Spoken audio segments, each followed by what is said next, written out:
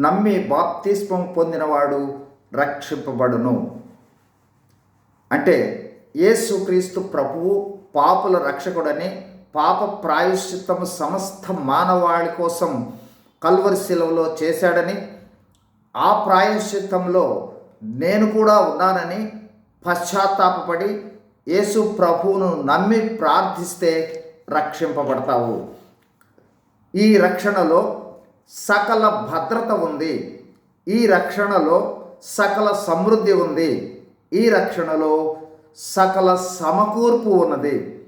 మనం ఏ స్థితిలో ఉన్నను, ఏ పరిస్థితులలో ఉన్నను సమకూర్చబడతాము. ఎలాంటి శ్రమలలో, ఎలాంటి బాధలలో, కష్టాల్లో, సమస్యలలో, ఏ పరిస్థితులలో మనము ఉన్నను ఆయన సహాయం చేసి సమకూరుస్తాడు.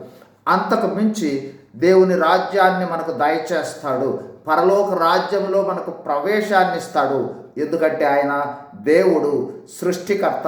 ఆయనకు సమస్తమును సాధ్యం. కేవలం నమ్మితే చాలు. రక్షణ యేసుక్రీస్తు ప్రభు ద్వారానే సాధ్యమవుతుంది.